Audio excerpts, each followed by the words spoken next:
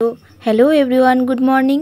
আজ সকাল থেকে ভিডিওটা শুরু করছি। কেমন আছো? আশা করি ভালো আছো, আর আমিও বেশ ভালো আছি।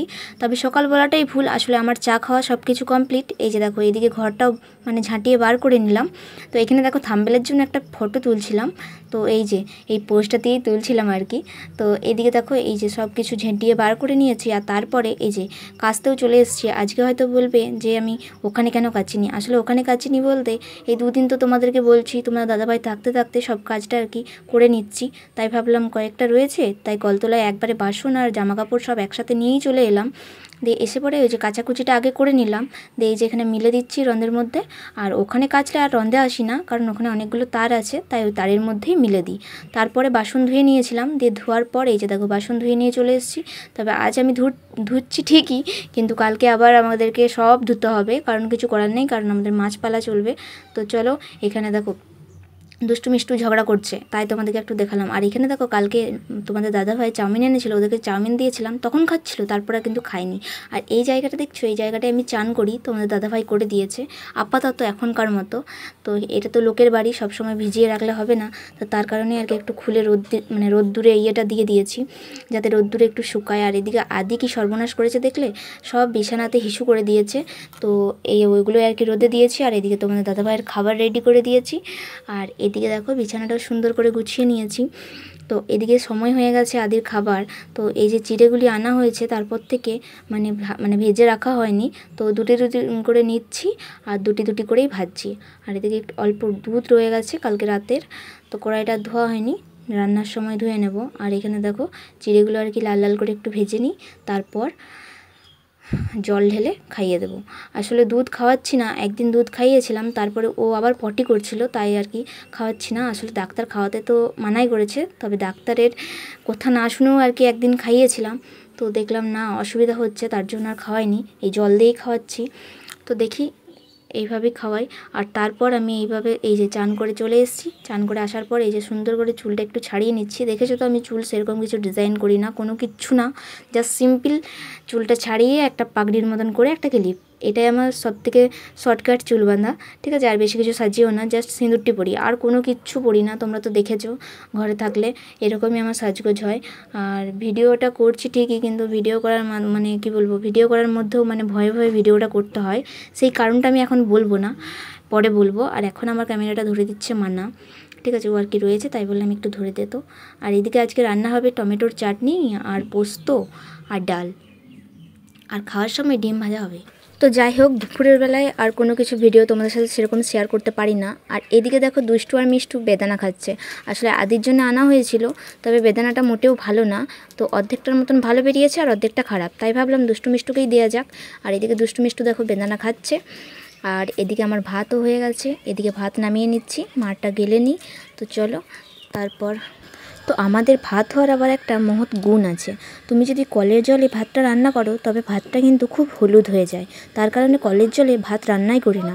আর টাইম কলের জলে ভাত রান্না করলে দেখো ভাতটা কত সাদা হয়েছে, ওই জন্য টাইম কলের জলেই রান্নাটা করি। আবার যদি টাইম কলের জলটা বাসি হয়, তো সেটাতে ভাত কিন্তু আরও ভালো হয়। এই যে আমি ভাত কি বলে টাইম কলের জলেই রান্নাটা করি, যেদিনে টাইম কলে জল দেয় না খুবই অসুবিধা হয়। আর এদিকে দেখো, মাটা যে রাখবো সেই জায়গাটা আমি পাইনি, সেই জায়গাটা আনতে গেছিলাম, তো জায়গাটা নিয়ে এলাম, এরপর এখানে ঢেলে দেবো। তো এখন উনুনটা ফাঁকাই যাচ্ছে, যেহেতু মাঠটা গালছি, মাঠটা গেলে আবার চাপাবো। আসলে একা হাতে কি বলবো, একা হাতে কাজগুলো করতে খুবই কষ্ট হয়, তবুও কি করব, কষ্ট হলেও করতে হবে, এটাই হচ্ছে আমাদের জীবন। আমাদের জীবনে এখন অনেক কষ্ট। মেয়ে হয়ে যেহেতু জন্মেছি, তাই বুঝতে পারছি যে মেয়েদের জীবনে কতটা কষ্ট। তবে কি বলবো, সবাই বলে না যে বাপের বাড়িতে সুখে থাকি, শ্বশুর বাড়িতে সুখে থাকা যায় না, তবে এটা কিন্তু ভুল কথা। কারণ আমি কি বলবো, শ্বশুর ঘরে যা সুখে থাকি, বাপের ঘরেও তা থাকি না, সত্যি বলছি, অনেকটাই সুখে থাকি। আর বাবার ঘরের ব্যাপারটা অনেকটাই আলাদা।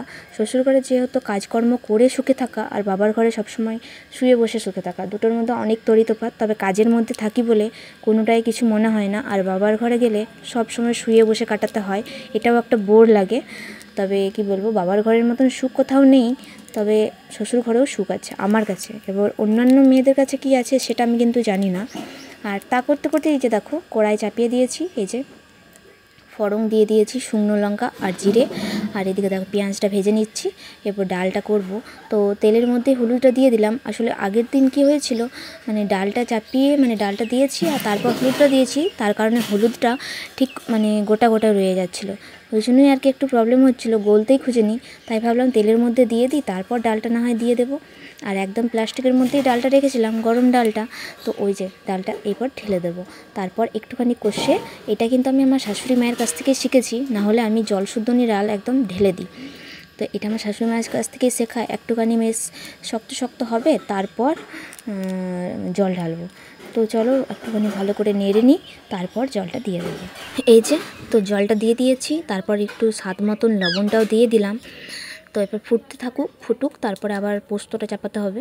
চলো, এই যে তারপর কড়াইয়ে তেল দিয়ে দিয়েছি, তারপরে এই যে পোস্তটা চাপাবো, তার জন্য 5 ফোড়ন, ঠিক আছে 5 ফোড়ন আমি কিন্তু বেশিরভাগ এটা দিই না, ওই কালো জিরে আর মৌরি এই দুটোই বেশি দিই, মেথিগুলো বেছে বেছে ফেলে দিই, আসলে মেথি খেতে একদম ভালো লাগে না, তো তার জন্যই। তো এখানে দেখো দিয়ে দিয়েছি, আর এই যে লঙ্কাও দিয়ে দিয়েছি, দুটো লঙ্কা দিয়ে দিচ্ছি। আসলে হাতে করে আমি লঙ্কাটা ছিঁড়ি না, তার একটাই কারণ, আসলে আদিকে আমি তেল মাখাই, মানে ক্রিম মাখাই, তো তার জন্যই আর কি আমি হাতে করে লঙ্কাটা ছিঁড়লাম না।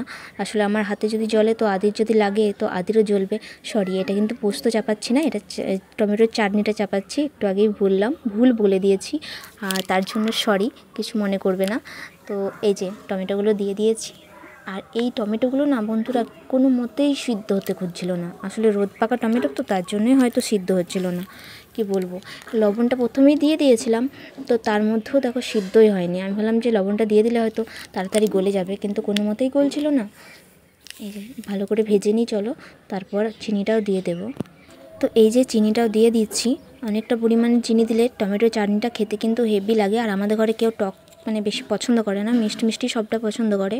তবে আমাদের ঘরে মিষ্টি মিষ্টি সবটা পছন্দ করলেও তরকারি পাতিতে চিনি দেওয়া কিন্তু কেউ পছন্দ করে না।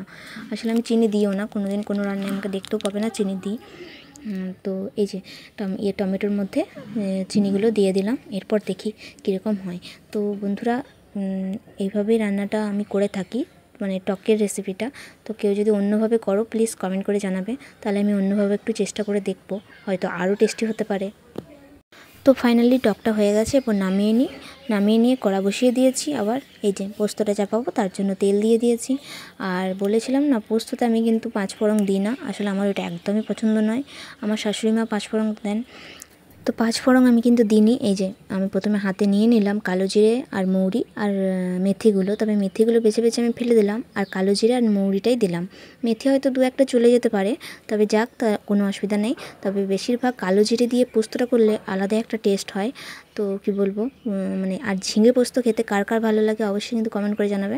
আর আমার তো বেশ ভালো লাগে, আর যদি কালো জিরে আর শুধু জিরে দিয়ে হয় রান্নাটা তো হেভি লাগে। এই যে এইগুলো সব একসাথে ভেজে নিচ্ছি। তো তারপরে এই যে পেঁয়াজগুলো দিয়ে দিচ্ছি, পেঁয়াজগুলো লাল লাল করে ভেজে নিই। তারপরে এই যে পোস্তর জন্য আলু আর ঝিঙেটা দিয়ে দেব। তো প্রচণ্ড গরম করছে বন্ধুরা, ভয়েস ওভার দিচ্ছি, ফ্যান চালাইনি, এতটা গরম করছে। আর মাঝের মধ্যে সবাই মানে মা আসছে একবার, বাবা আসছে একবার, তার জন্য এতটা ডিস্টার্ব হচ্ছে। আদি এখন নেই, আদি এখন খেলছে, তো সেই ফাঁকে ভাবলাম একবার দিয়ে দিই, সারাদিনেও আমি সময় পাই না আদিকে নিয়ে। তো এই বিকেল টাইমটায় আমি একটু ফাঁকা থাকি, তাই ভাবলাম এই টাইমেই দিয়ে দিই। কিন্তু এই টাইমেও আমার মানে বাধার পর বাধা এসেই যাচ্ছে, কী আর করবো। এইভাবেই তোমাদেরকে মানে ভিডিও দিতে থাকবো, তোমরা শুধু শুনতে থাকো, একটু শুধু অসুবিধা হবে ভয়েসটা শুনতে। তো প্লিজ এরকম একটুখানি কী বলবো, কষ্ট করে ভয়েসটা শোনো, ঠিক আছে। এই যে তা করতে করতে পেঁয়াজগুলো ভাজা হয়ে গেছে, আর আলু আর ঝিঙেগুলো দিয়ে দিয়েছি, এগুলো দিয়ে বেশ কিছুক্ষণ ভাজবো, তারপর জল দেবো, ঠিক আছে। তো চলো এগুলো ভেজে নিই।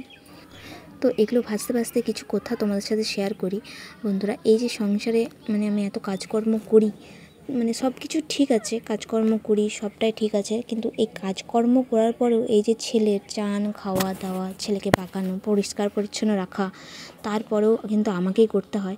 তার জন্য আর মানে ভিডিওর প্রতি অতটা ইন্টারেস্ট থাকে না। সেই টাইমটায়, দুপুর টাইমটায় আসলে 12টা 12:30টার মধ্যে রান্না কমপ্লিট করার পর আদিকে চান করানো, আদিকে খাওয়ানো বলো, সব কিছুই আদির সব কিছু যাবতীয় জিনিস আমাকে করতে হয়।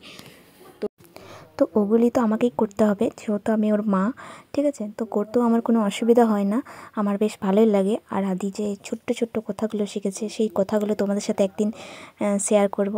তো 12টার পর থেকে আদিকে নিয়েই আমার সময়টা কেটে যায়। আসলে ওর মানে সব কিছু, ওর মানে ও যে ছোটো ছোটো করে সব জিনিসটা শিখছে, সেই জিনিসটা শেখা আর করা। এই যে পোস্তটা হয়ে গেছিলো, দিয়ে জল ঢেলে দিয়েছিলাম, তারপরে আমি দুপুরে মানে জল খাবারটা খেয়ে নিলাম। তখন বাজে 11:30, 11:30টার সময় আমি জল খাবার খেয়েছি বন্ধুরা, মানে ভাবতে পারছো। তো এইদিকে দেখো টিয়া পাখিগুলো চান করাচ্ছি। আসলে অনেক দিন চান করানো হয়নি, তো তার জন্য ওদেরকেও একটু চান করিয়ে দিচ্ছি। এইভাবেই চানটা করাই, আসলে বেশি জল দিই না, যদি নাকের মধ্যে ঢুকে যায় শ্বাস না নিতে কষ্ট হবে, তার জন্য এই মানে একটু একটু করে জলটা দিই। তো ওরা মানে এত রোদ্দুর, মানে এত গরম পড়েছে বন্ধুরা, কি বলবো, মানে ধারণার বাইরে। মানুষ তো থাকতেই পারছে না, তাহলে পাখি দুটো কীভাবে থাকবে, তাই না? তাই ওদেরকে ভাবলাম একটুখানি চানটা করিয়ে দিই। তো ওদের চান হয়ে গেছে, একটু খাঁচাটা ঝাড়িয়ে নিলাম, আসলে ঘরে আবার জলটা পড়বে তার জন্য। আর এইদিকে দেখো তোমাদের দাদাভাই বিকেলবেলায় এসেই বলছে বাড়িতে জল দেবে, তার জন্য আর কি পাম্পটা একটু চালিয়ে দিলাম। এই পাম্পটা আমি চালাই, বাবা চালাই, আর তোমাদের দাদাভাই চালায়, তাছাড়া কেউ হাত দেয় না, মাও হাত দেয় না, একটু ভয় পায় লাইনের ব্যাপারে।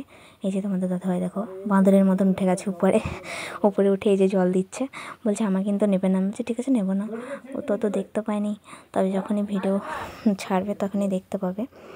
তো পুরো ঘরটা পরে শেয়ার করবো। আর এখানে দেখো আদি খেলা করছে মানার সাথে, ওখানে বসে আছে। এইদিকে দেখো তোমার দাদাভাই পাঁচিলের উপর উঠে পড়েছে, উঠে পড়ে এই যে জল দিচ্ছে। তো ভিডিওটা এতটাই কেমন লাগলো অবশ্যই কিন্তু কমেন্ট করে জানাবেন, আর একটা লাইক করে দিবেন, আর সাবস্ক্রাইব করতে কিন্তু ভুলবেন না, আর আমার ছোট্ট চ্যানেলটার পাশে থাকবেন।